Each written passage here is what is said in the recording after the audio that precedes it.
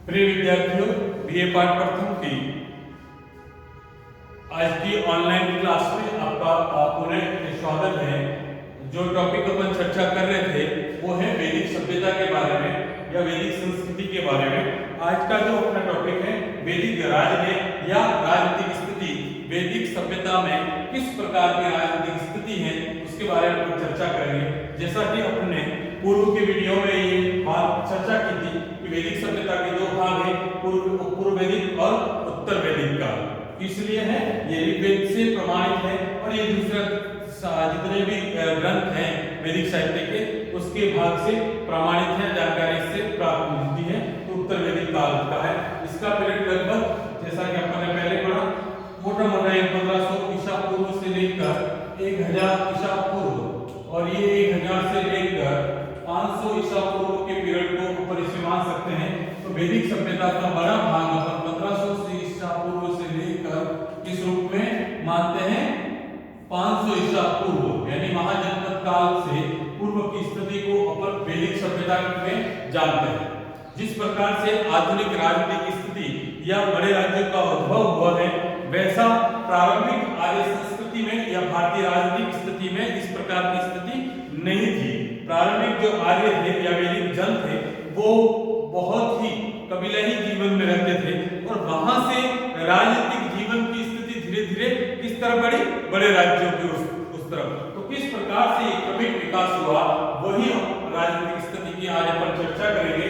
पूर्व वैदिक काल जो ऋग्वेदिक पीरियड है वहां पर मूल रूप से किसी प्रकार की राजनीतिक संस्थाएं नहीं थी। राजनीतिक संस्था का बहुत बड़ा क्योंकि आपका जीवन था वो कबीलाई जीवन था, पशु चारण इसकी मुख्य व्यवसाय था और कबीलाओं में रहते थे। तो इसमें किस प्रकार से कोई राजा नाम की जिस प्रकार की राजनीतिक संस्था बाद में हमें दृष्टिगोचर होती है वैसी यहाँ पे नहीं थी। क्या था, कबीला और कबीले में सभी लोग समान थे और उनमें व्यवस्था बनाए रखने के लिए उन समान लोगों में से ही एक व्यक्ति को क्या है नेता चुन लिया जाता है, लीडर चुन लिया जाता है। जिस प्रकार से अपन देखते हैं कि क्लासरूम में सारे ही बच्चे समान होते हैं लेकिन व्यवस्था बनाने के लिए ग्रुप में जब शिक्षक की अनुपस्थिति में एक विद्यार्थी को क्या बनाते हैं, हेड बॉय या मॉनिटर बनाते हैं, तो वो कोई अलग तरह का नहीं था, उसको बहुत सारे अधिकार नहीं थे, वो एक व्यवस्था बनाने के लिए। तो इसी प्रकार से यहाँ पर भी सभी समानों में एक व्यक्ति को राजा बनाया जाता है जिसको गोप्ता कहा जाता है, गोया को रक्षा करने वाला, वो लीडरशिप कर सकता है। क्योंकि उस समय मूल जो युद्ध होते थे वो एक कबीला से दूसरे कबीला में गायों की रक्षा करने के लिए होते थे। तो ऐसी स्थिति में उस स्थिति में उनको लीडरशिप कौन करे, तो एक व्यक्ति को चुना जाता था, वो गोप्ता या राजन कहलाता था। दूसरे किसी प्रकार के कोई ये जो राजा था वो किसी भूमि का अधिपति नहीं था।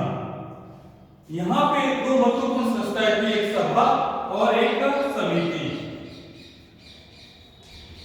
कबीला की राजनीतिक व्यवस्था या सामाजिक व्यवस्था को संभालने के लिए ये दो महत्वपूर्ण समिति थी, सभा जो केंद्रीय सभा थी और ये इनको एक कार्यकारिणी सभा कह सकते हैं। यहाँ सारे के सारे कबीले लोग इसमें सम्मिलित थे और इसमें कुछ चुने हुए लोग थे या फिर ये मान सकते हैं कि इसी को सीमित समय में दैनिक कार्य संभालने के लिए समिति थी। तो बहुत सारे विद्वानों ने अलग अलग ध्यान दी, तो छोटे छोटे रूप में ये सभा समिति और इसका महत्व इतना था कि इनको ब्रह्मा की पुत्री कहा गया है। तो ये एक प्रकार से इनका जो निर्णय होता था वो किसको मानना पड़ता था, कबीला और गोप्ता दोनों ही को ही मानना पड़ता था। इसी प्रकार से छोटे छोटे जन थे,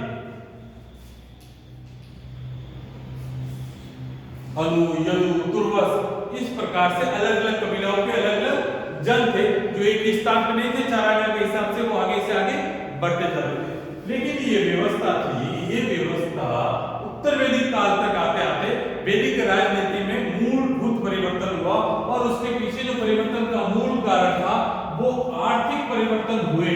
और आर्थिक परिवर्तन क्या हुआ, यहाँ जो मूल व्यवसाय था वो था पशुचारण, इसलिए पलायनवादी थे। यहाँ जो है मूल व्यवसाय कृषि आ गया, तो कृषि जैसे आया तो इनके जीवन में क्या स्थायित्व आया, यानी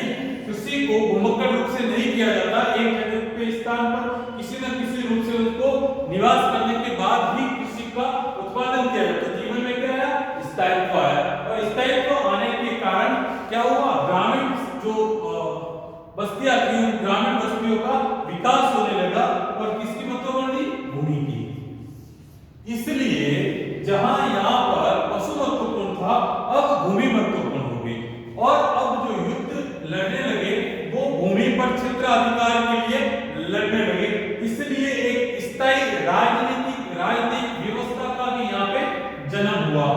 और वो व्यवस्था क्या थी कि अब जो ये छोटे छोटे जन थे उत्तर वैदिक काल में, वो जन मिलकर क्या बन गए, जनपद।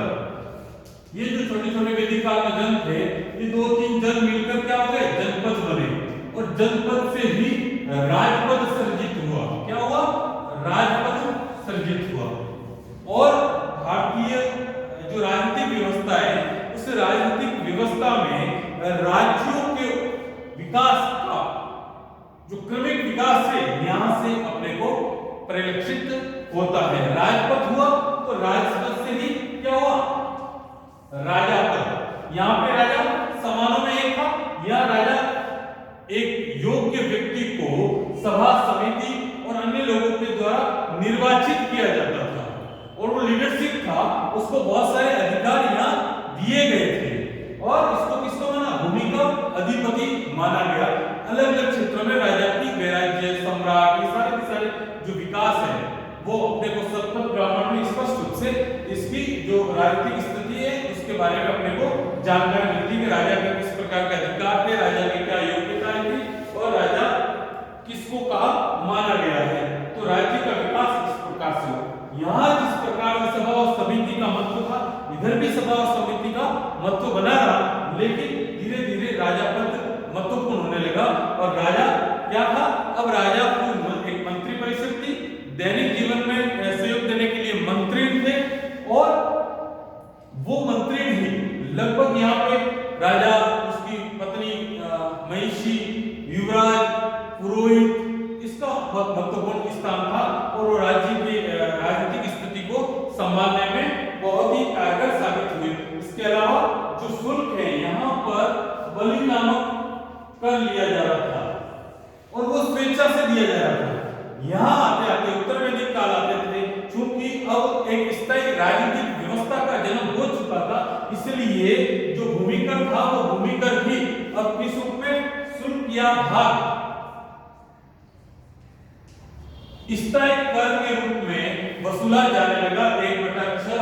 जहां पर उत्तर वैदिक काल में स्वेच्छापूर्वक दिया जा रहा था, अब ये भूमिकर स्थायी रूप से दिया जाने लगा। तो एक स्थायी राजनीतिक व्यवस्था का जन्म हम उत्तर वैदिक तक आते आते हम पाते हैं। तो ये थी वैदिक सभ्यता की राजनीतिक स्थिति।